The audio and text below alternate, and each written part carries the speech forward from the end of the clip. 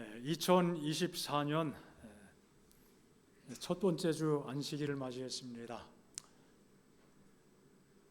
시간의 긴 어떤 직선 속에서 생각하면은 그저 지나가는 한 순간인데, 우린 또 이 태양계의 이 원리에 따라서 이제 새로운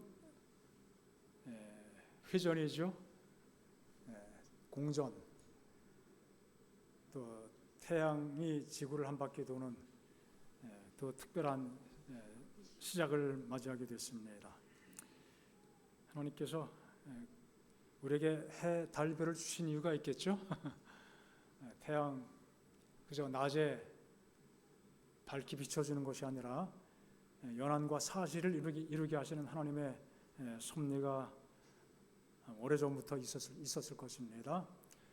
또 해가 바뀌면서 또 새로운 마음가짐을 가지고 살아갈 수 있도록 하나님께서 우리 연약함을 아시고 우리가 날마다 새로운 마음으로 새 출발해야 될 필요성을 아시기 때문에 그런 특별한 섭리를 허락해 주신 것으로 이해가 됩니다.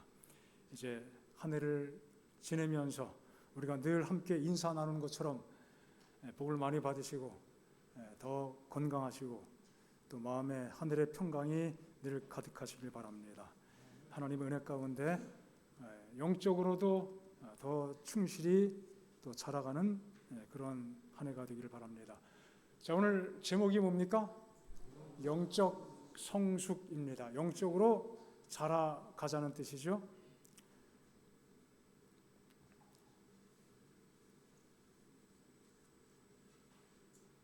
우리 하나님께서 우리를 향하여 가지고 계신 하나님의 뜻과 또 소원,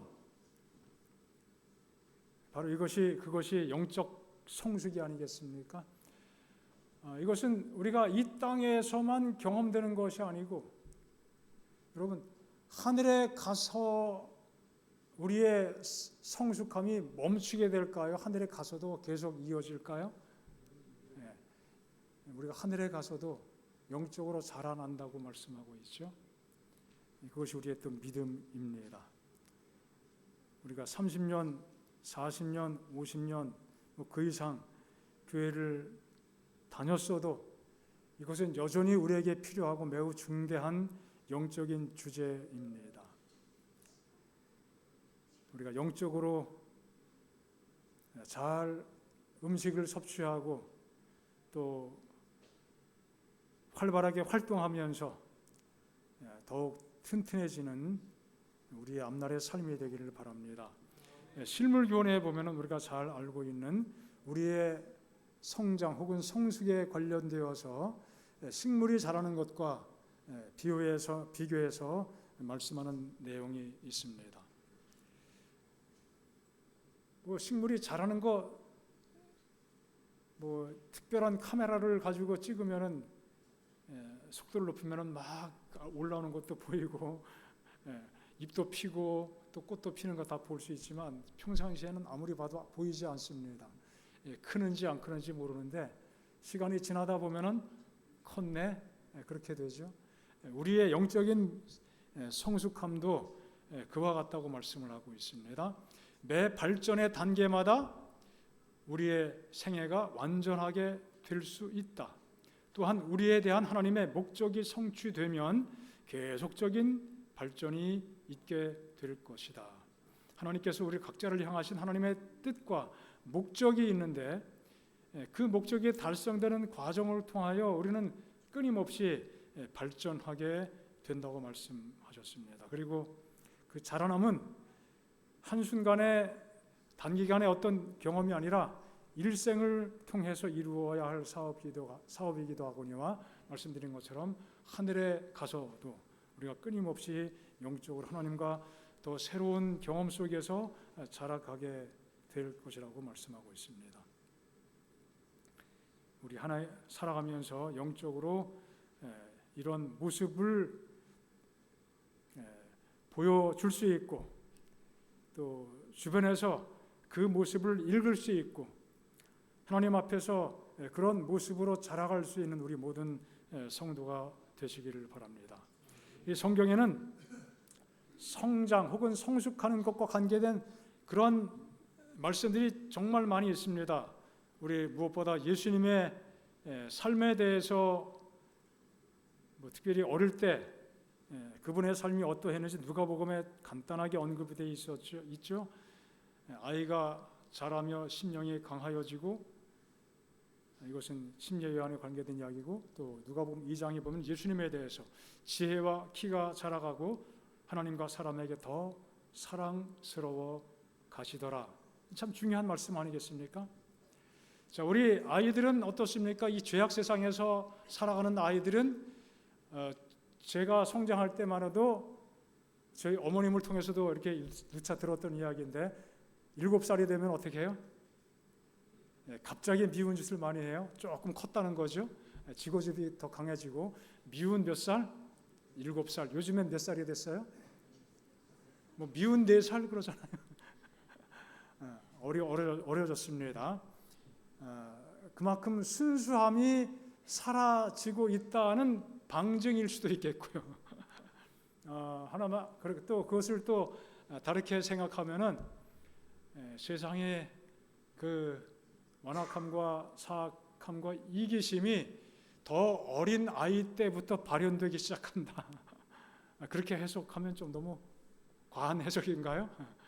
어쨌든 하지만 어릴 때 키가 자라고 지혜가 크면서 더욱 사랑스러워지는, 아마 예수님께는 미운 7살이 없죠.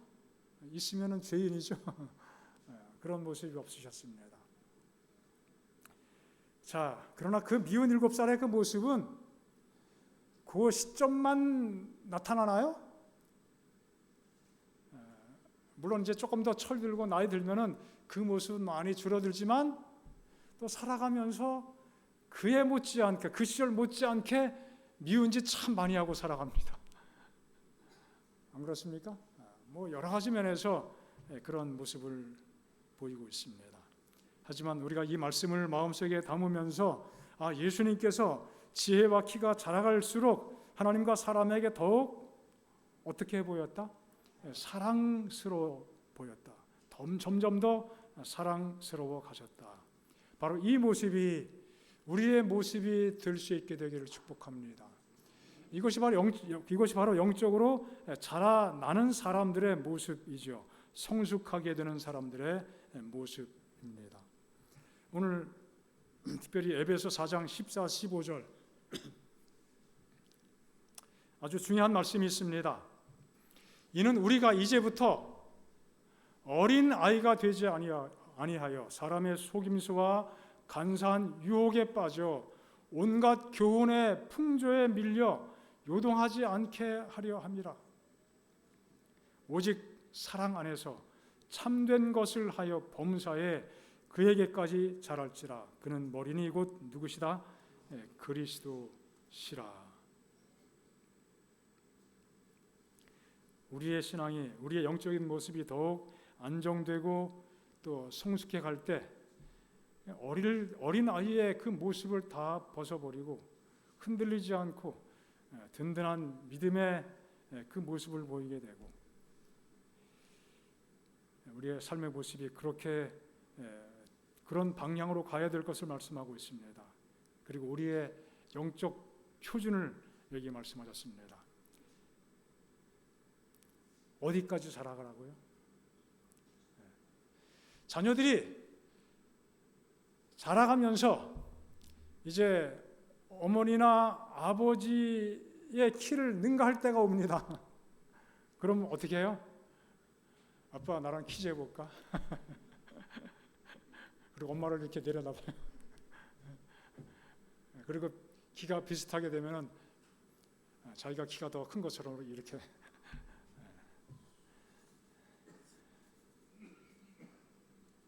자, 이렇게 뭔가 자라가는 것은 즐거운 일입니다. 가슴이 아주 뿌듯하고 만족스러운 일이죠. 아들이 아버지에게까지 자라가는 그 자체에 대해서 아주 자랑스럽게 여기는 것처럼 우리가 이 땅에 살면서 그렇게 미치지는 못할지라도 적어도 우리 마음속에 우리가 바라보는 지향점은 누구예요? 예수님이라고 말씀하고 있습니다. 그렇죠? 여러분이 누굴 바라보고 계십니까? 사람을 바라보면은 반드시 실망하게 되어 있습니다. 정말입니다. 그렇죠? 그런 일들이 굉장히 많이 경험되고 있습니다. 물론 영적인 지도자들은 뭔가 이렇게 더 근신하고 더 본을 끼치고 또 사람들에게 감화를 끼치는 일에 더 많은 관심을 기울이고 또 아름다운 행실로 본을 끼쳐야 되겠지만 그러나 결국 그런 사람들도 우리 바라봄의 대상이 될 수는 없습니다. 그 이상입니다. 예수님 그분이 우리에게 표준 바라봄의 지점이라고 말씀하고 있습니다.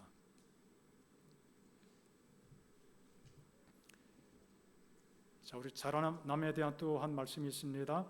형제들아 우리가 너희를 위하여 항상 하나님께 감사할지니 이것이 당연함은 너희로 믿음이 더욱 자라고 너희가 다 각기 서로 사랑함이 풍성함이니 하나님께 정말 이 바울이 데살로니가 교회 성도들을 바라볼 때마다 하나님께 정말 감사할 주제가 있는데 아주 당연하다고 그랬습니다.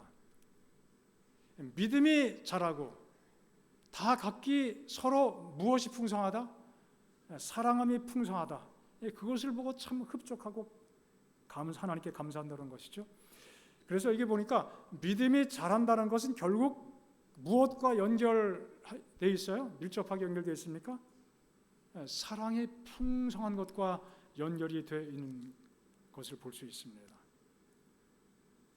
우리의 믿음이 자라고 있나 무엇을 통해서 우리가 측정해 볼 수 있다고요? 그 사랑함이 성도를 사랑함이 풍성한지 조금 있는지 사랑이 점점 풍성해지는 사람은 어떤 사람이에요? 틀림없이 자라나는 사람입니다. 우리가 자라가고 있다는 사실이 무엇으로 증명되는가? 사랑으로 증명될 수 있음을 기억하시기 바랍니다. 여기 예수님을 아는 지식, 은혜와 그분을 아는 지식에서 자라갈 수 있다고 말씀하고 있습니다. 또 말씀을 통해서 갓난 아이들처럼 순전하고 신령한 젖 하나님의 영적인 말씀이죠. 그것을 사모하면서 우리가 자라갈 수 있다고 말씀하고 있습니다. 그렇게 할 때 구원에 이르기까지 계속 자라가게 될 것이라고 말씀합니다. 자, 성장이란 말과 성숙이라고 하는 말이 있습니다. 비슷한 말이기도 하면서 사뭇 다른 어떤 뉘앙스를 가지고 있죠. 성장하면 어떤 생각이 떠오릅니까? 외형적으로 키가 크는 것입니다. 뭐 가끔 신문 기사에서 보면은 우리 학생들, 청년들이 옛날에 비해서 키는 많이 컸는데 등치는 좋아졌는데 체력은 약하다. 그런 기사도 보고 크긴 많이 컸지만 아직 어리다. 그런 표현도 종종 보게 됩니다. 자, 성숙은 무엇입니까? 익어가는 것. 어른스러워진다고 이야기할까요? 정신적으로 또 마음적으로 내적으로 또 신앙적으로 말하면 영적으로 더 풍성한 모습으로 변화되는 것입니다. 충분히 자라가는 것이에요. 사물이 자신의 특성을 더 온전하게 드러내게 되는 것이죠. 자, 이 꽃이 있습니다. 꽃망울이 있어요. 자, 꽃망울일 때는 우리가 이 꽃을 모른다고 가정할 때 이 꽃이 어떻게 생겼는지 아직 모르는데 자라나니까 어떻게 돼요? 이 꽃망울이 이렇게 피는 것이구나. 확연하게 알아볼 수 있게 되죠. 그 특성, 기본적으로 가지고 있는 그 특성이 더 분명하게 드러나시는 것, 그것이 뭐예요? 성숙입니다. 우리가 예수님을 닮아가는 그 모습이 우리의 모습 속에서 더 선명하게 드러나게 되는 것, 그것이 바로 성숙이지요. 성숙과 유사한 단어가 있습니다. 성숙이란 단어를 뒤집으면 어떻게 돼요? 숙성. 무슨 뜻입니까? 이거는 익어간다, 익었다, 익는다 그런 뜻이죠. 충분히 익어간, 익숙한 그러한 상태를 의미합니다. 사람의 어떤 몸이나 정신세계가 보통 수준보다 더 발달하게 되는 것을 의미합니다. 우리 또 음식을 이야기할 때 음식이 잘 숙성됐다, 잘 익었다 그렇게 표현합니다. 효소의 작용을 통해서 소위 말해서 분자의 구조가 더 작게 분해가 되고 그래서 그 속에 담겨있는 그 깊은 맛이 느껴지는, 김치를 막 담궜을 때도 맛있지만 시간이 지나면은 익어지죠. 그러면 더 맛이 뭐라 그래? 깊어진다고 이야기합니다. 음식도 그렇거니와 우리 사람도 예수님 안에서 그런 모습이 될 수 있다고 또 되어야 된다고 말씀하고 있는 것입니다. 그저 지나가면은 숙성되면은 맛이 전혀 달라지고 새로운 음식인 것처럼 그렇게 느껴집니다. 우리의 모습도 그렇지 않습니까? 오늘 딱 보니까 우리 최영만 장로님께서 늘 저쪽에 앉아 계셨는데 오늘은 나란히 그래서 제 속으로 오늘은 안 싸우고 오셨나 보다. 웃자고 이야기하는 것입니다. 나란히 앉아 계시니까 또 새로운 맛이 있습니다. 우리 장로님께서 이제 새해가 되셨으니까 여기 뿌리 내리시는 거죠? 맞나요? 제가 그 전에 그렇게 들었습니다. 자, 그냥 여담이고요. 최영만 장로님이신데 작년 모습하고 좀 달라요. 나쁜 의미에서가 아니라 어떻게 해요? 좋은 의미에서. 그게 뭡니까? 그게 우리가 영적으로 익어가는 거예요. 우리 모두가 다 마찬가지입니다. 저분 새로워졌어. 새로운 모습인데 저분에게 저런 모습이 있었어.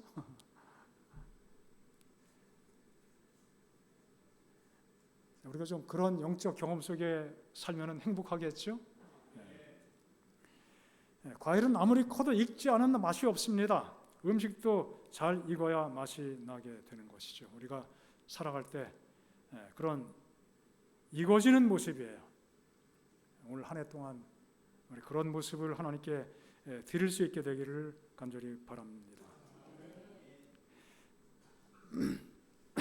여기 고린도 교회 모습에 대해서 우리는 잘 기억합니다. 그들이 가진 여러 가지 문제 중에 한 가지가 여기 이렇게 표현되고 있습니다. 우상의 제물에는 우리가 다 지식이 있는 줄을 아나. 우상의 제물 때문에 교회가 갑론을박 시끄럽고 내가 맞다, 네가 틀리다, 아니다, 그런 복잡한 일이 있었습니다. 이것뿐 아니라 수없이 많은 문제들이 있었죠. 그들이 그렇게 자기가 옳다고 이야기할 때는 나는 이걸 제대로 잘 알고 있다 그렇게 생각하기 때문입니다. 우리가 다 지식이 있는 줄을 아나. 그런데 지식은 어떻게 한다? 교만하게 한다. 교만하게 하는 것이 지식이다. 인지적으로 머리로 뭔가 설명할 수 있고 논리적으로 따질 수 있고 그것이 전부가 될 수 없다는 것입니다.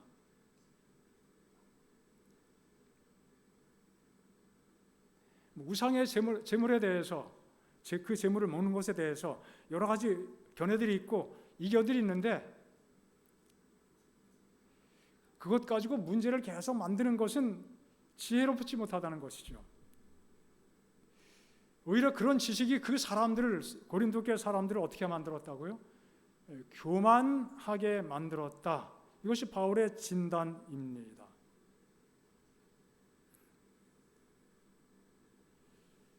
원래 이 교만하다고 하는 그 말의 헬라어 의미는 부풀린다, 과장하는 것입니다. 부풀어 오르게 하는 것이에요. 그런 것을 의미하는 단어입니다. 여기 영어 성경에도 교만하다고 그 표현을 어떻게 번역했는가 하면은 puff up, 이것은 뭐예요? 그냥 말 그대로 부풀리는 거예요. 내가 알고 있는 거 요거밖에 없는데 마치 하나 아는 사람이 얼만큼 아는 것처럼, 10개를 아는 것처럼, 또 조금 아는데 모든 것을 다 아는 것처럼 그렇게 자신을 과대 포장하고 그렇게 인식하는 거예요. 이 영어 단어는 팽창시키는 거, 부풀리는 거예요. 바람, 숨, 공기 그런 것들을 불어넣어서 부풀리고 과장하는 것을 의미하는 단어입니다. 우쭐하고 자만하고 값을 더 부풀리고 그런 것들을 표현할 때 쓰는 단어가 바로 puff up이라고 하는 단어예요. 저는 이 단어를 보면은, 이 말씀 보면은 생각이 나는 동물이 하나가 있습니다. 이게 뭡니까? 뭐예요? 맹꽁이. 왼쪽의 모습, 평상시의 모습 이렇게 줄어들어 있는데 요즘 맹꽁이 보기 좀 힘들죠. 어릴 때 참 많이 봤습니다. 제가 삼육대학교 그 후문 쪽에 사택에 살았었는데 거기 여름에 보니까 맹꽁이 소리가 나더라고요. 그 숲속에 비가 오고 막 그러면 맹꽁이 소리가 났어요. 보셨잖아요. 건들면 어떻게 돼요? 배가 단단해지고 막 커져요. 요즘 아이들이 맹꽁이를 본 기억이 있는지 모르겠습니다. 아주 보기 힘들어서. 고린도 교회 성도들의 모습이 어쩌면 이와 같은 모습으로 이해가 됩니다. 우리가 우리 자신을 과대평가하고 우리의 연약함을 잊어버리고 교만하게 되는, 그 경험하게 될 때 그 모습이 바로 이런 모습이에요. 자신을 부풀리는 것입니다.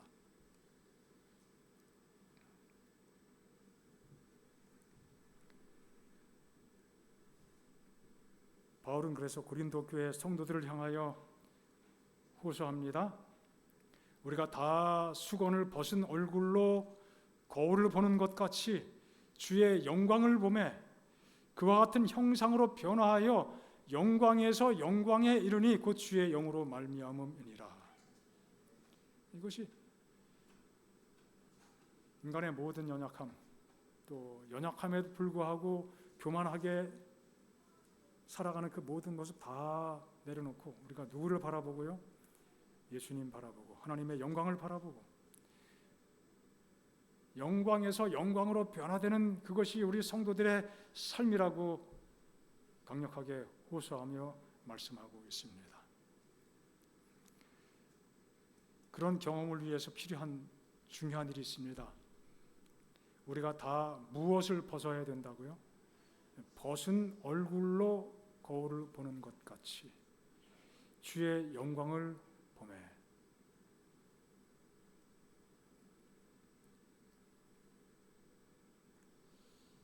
자, 이게 무슨 의미입니까? 이것은 모세가 시내산에서 십계명을 받고 내려온 다음에 또 올라갔다가 내려오고 그 여러 번, 한 7번 정도 그런 과정이 있음을 성경에서 볼 수 있는데, 하나님의 인자하신 하나님의 영광을 보여달라고 모세가 기도했습니다. 그리고 하나님께서는 바위 틈에 그를 숨겨두시고 뒷모습만 보여주셨다고 기록하고 있죠. 그리고 하나님의 영광을 말씀하실 때 환한 빛을 비춰주신 것이 아니라, 물론 이제 모세가 모세 뒤에 하나님께서 지나가셨기 때문에 못 볼 수도 있겠지만, 그러나 거기에 무슨 음성이 들렸습니까? 여호와라, 여호와라, 자비롭고 은혜롭고 인자와 진실이 풍성하신 하나님, 하나님의 놀라우신 은혜와 사랑을 그 시내산에 오르내리는 경험을 통하여 마침내 경험하게 됐어요. 자, 그럴 때에 우리 지난번에 제가 말씀드린 기억도 납니다만, 모세 얼굴이 어떻게 됐어요? 환하게 빛이 났어요. 십계명을 하나님께서 그에게 주셨을 때 얼굴이 빛난 것이 아니었습니다. 하나님의 그 사랑에 충만한, 자비하시는, 용서하시는 하나님께서 그 위에서, 시내산 위에서 그 거룩한 십계명을 수여하시는데, 그 밑에 인간들은 뭐 하고 있어요? 우상을 만들어 숭배하고 춤추고 난리 피고 있습니다. 여러분이 만약에 하나님이라면 어떻게 하겠어요? 에이, 요것들 그냥 하고 한꺼번에 쓸어버리지 않겠습니까? 제가 오래전에 읽었던 그 책 제목이 내가 하나님이 아니길 다행이지, 그런 제목이 있어요. 하나님이 우리 인간 같은 분이 아니길 천만 다행입니다. 그랬다면 우리는 지금 벌써 존재할 수 없습니다. 이 지구 자체가 있을 수 없습니다. 하나님은 끝까지 용서하시는 분이에요. 그 하나님을 온전히 마음속에 체험한 다음에 모세 얼굴이 어떻게 환하게 광채가 났어요. 광채가 나니까 백성들이 어떻게 해요? 얼굴에 너무 빛이 나니까 우리가 그 모습 볼 수 없습니다. 제대로 못 보겠으니까 어떻게 해달라고요? 수건으로 얼굴 좀 가리고 얘기합시다. 그래서 뭐 얼마 동안 그랬는지 모르겠지만 가리고, 뭐 계속은 아니었을 겁니다. 가리고 이야기했죠. 바로 그런 것, 그런 내용을 배경으로 하는 모습이에요.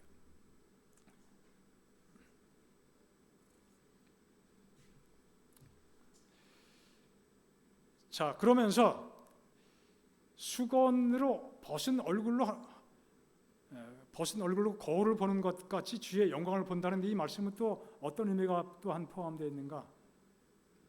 우리가 하나님의 말씀을 읽을 때, 하나님을 영적으로 경험할 때, 이 구약 시대의 상황처럼 하나님의 사랑과 은혜에 대해서 뭔가 좀 이해가 부족해서 율법주의적으로 또 단편적으로 또 신앙과 하나님을 이해하는 그 차원을 벗어나서 하나님의 영광의 그 모습을 온전하게, 여기 말씀된 것처럼 영광에서 영광으로 이르는, 영광에 이르는 바로 그 영적 그 성숙함의 경험이 우리에게 필요한 것을 말씀하고 있습니다. 자신을 교만하게 할 때 우리는 그런 경험을 할 수 없습니다. 뭔가 가리워진 하나님의 말씀을 이렇게 뭔가 이렇게 희미하게 이해하는 것이 아니라 하나님의 그 사랑에 대해서, 마치 모세가 하나님의 영광을 온전히 보게 되고 경험했을 때 그의 얼굴에서 광채가 났던 것처럼 하나님의 사랑과 은혜와 말씀에 대해서 환하게 이해할 수 있는 그 경험이 우리에게 필요하다고 말씀하고 있습니다. 우리는 하나님의 말씀 안에서, 특별히 우리 재림 성도들은 하나님께서 주신 특별한 그 영감의 말씀, 소위 예언의 선물을 통해서 하나님의 사랑과 섭리를, 또 대쟁투의 역사의 그 모든 시종을, 또 과정을 더 뚜렷하게 이해할 수 있는 특권을 가지고 살고 있습니다. 그 말씀을 깊이 깨닫고 하나님의 사랑을 더 깊이 이해하면서 하나님과 더 깊어지는 관계 속에서 영적으로 성숙하여 주님의 영광을 보게 되는 우리 모든 성도가 되시기를 간절히 바랍니다. 신앙에서 예수님, 또 예수님의 정신, 또 하나님의 사랑, 그것을 확실하게 보고 분명하게 체험하고 또 뚜렷하게 보고 우리가 신앙적으로 영적으로 계속 발전할 것을 말씀하고 있습니다. 그것을 보는 것이 중요한 것이죠. 발견해야 되는 것입니다. 신앙은 그저 옳고 그름을 따지는 분별하는 그 차원의 것이 아닙니다. 하나님의 사랑이 더 풍성해지는 것입니다. 자, 우리의 눈은 보는 것으로 꼴지어집니다. 우리의 삶은, 우리의 모습은 우리의 눈으로 보는 것으로 꼴지어지게 됩니다. 예수님을 바라볼 때 그분의 그 모습이 우리 속에서 또 형성될 수밖에 없습니다. 그래서 늘 주님을 의지하고 함께 동행하고 예수님을 바라보는 경험이 참으로 필요한 것입니다. 요한복음 5장 말씀, 우리가 자주 읽는 말씀이죠. 너희가 성경에서 영생을 얻는 줄 생각하고 성경을 상고하거니와 깊이 마치 광부가 금맥을 따라서 맥을 계속 쫓아서 큰 광산을 찾아가는 것처럼 그것을 여기 연구한다, 상고한다, 그런 의미로 표현하고 있습니다. 그런데 이 성경이 누구를 증거한다고요? 예수님을 증거한다. 그런데 그 다음 말씀 보면 참 한 슬픈 모습을 보게 되는데, 그러나 너희가 어떻게 해요? 영생 얻기 위해서 내게 오기를 원하지 않는다.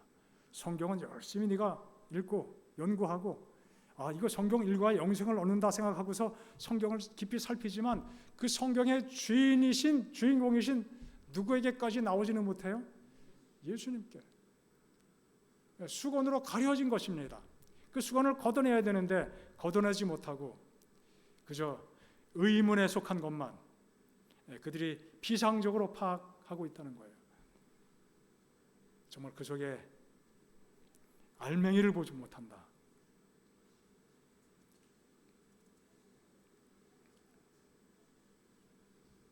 예수님께서 유대인들 바리새인들에게 하신 말씀이죠. 성경을 열심히 읽었지만 예수님께로 나아가지는 않았다. 성경을 그저 기계적으로 읽게 되면은 이렇게 될 수 있는 거예요.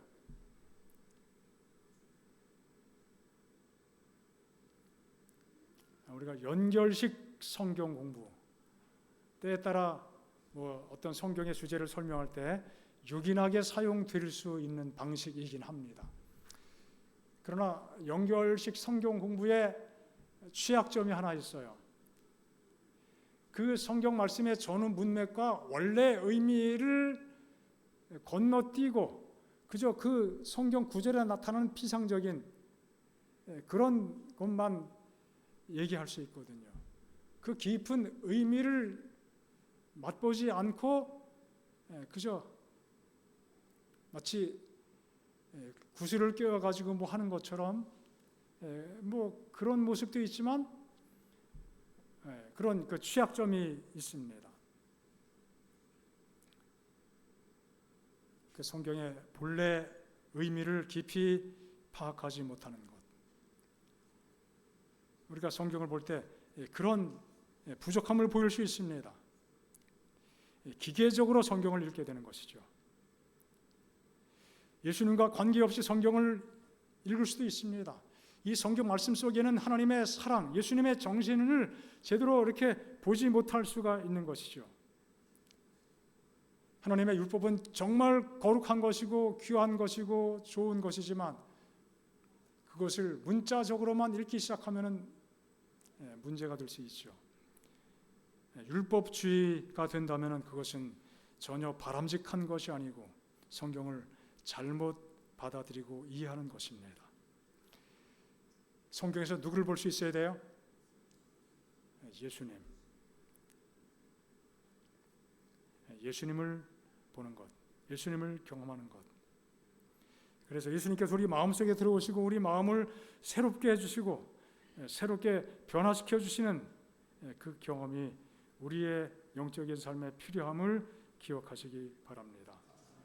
성경을 읽으면서 교리를 마음속에 새기면서 정작 그 가르침과 교리와 교훈의 주인 되신 예수님을 발견해야만 그 가르침과 그 교리가 우리의 삶 속에서 영적인 열매로 나타날 수 있게 되는 것이고, 진짜 말씀을 실천하는 영적 경험으로 살게 되는 것입니다. 진리라고 하는 것은 규칙이나 규범의 어떤 키트, 세트가 아니죠. 신조나 생활 방식에 관련된 규정의 목록도 아니고, 요한복음 5장 40절 말씀에 의하면 그 진리는 곧 누구이십니까? 예수님이십니다. 그분이 진리이십니다. 그분의 사랑이 진리입니다. 그 진리가 우리를 참으로 자유케 하는 진리가 되는 것이죠. 얽매일 때, 말씀에 얽매일 때 이게 어떻게 자유케 되는 것입니까? 사랑으로 우리 마음이 자유케 될 수 있는 것입니다. 그래서 여기 우리가 자주 또 읽게 되는 말씀입니다. 우리의 영적인 여정 속에서 예수님에 대하여, 예수님을 또 깊이 묵상하는 그 일, 여기 보니까 매일 1시간, 쉽진 않아요. 정말 자주 또 최대한 충분히 예수님을 묵상하는 것이 필요합니다. 그의 생애를 한 조목씩 또 한 장면씩 연구하고 묵상하고 마음속에 새겨나가는 그 경험이 우리에게 정말 필요하다고 말씀합니다. 자, 그렇게 할 때 예수님에 대한 우리의 신뢰가 더욱 굳어지고, 우리의 사랑이 어떻게 해요? 사랑이 격발된다.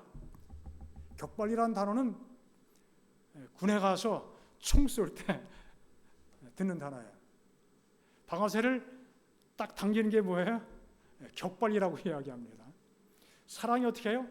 빵 하고 나가야 돼요. 하나님의 사랑, 예수님의 희생, 그분의 사랑을 우리 마음속에 생각하게 될 때, 바라보게 될 때, 그 사랑이 우리 마음속에서 어떻게 해요? 터져나간다는 것이에요. 사랑이 폭발한다는 것입니다. 그것이 어떤 모습입니까? 예수님의 정신에 깊이 물들게 되는 그런 경험이죠. 자, 그런 모습이 우리의 모습이기를 또 기대하시고 또 바라보시고 그 안에서 행복하시기를 바랍니다. 여기 이런 말씀이 있네요. 기도 끝난 후 날카로운 말을 하고 가족 안에서 그대를 받아들일 수 없게 만들면, 기도는 했는데 기도 끝나면서 갑자기 가시돋친 말을 하게 되고, 우리가 경험할 수 있는 일들입니다. 관계, 가족끼리라도 어려움을 만들 수 있습니다. 하나님께 대해 그대가 기도하는 것에 아무런 무엇이 없다.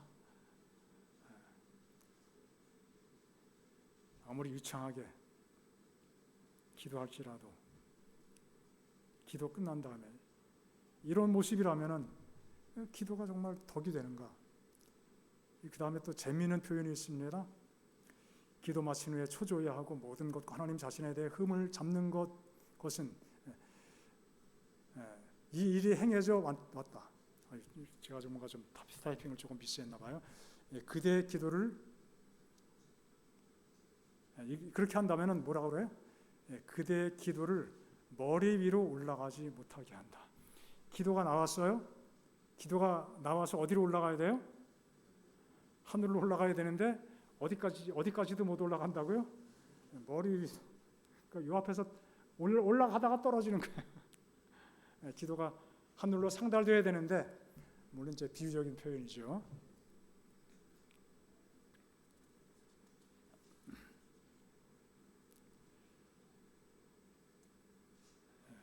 이렇게 되더라. 예수님의 정신으로 하지 못했다는 것이죠. 주님의 정신이 또 우리 마음속에 늘 살아 역사하는 영적으로 행복한 한 해를 살 수 있기를 간절히 바랍니다. 하나님께서 우리 모든 각자 성도의 삶 속에, 우리 가정에, 또 성도들과의 관계 속에서 하늘의 은혜와 하나님의 사랑의 은혜를 함께 나누면서 더욱 충만함을 누리고 하늘의 복을 누리고 살게 되기를 간절히 바랍니다.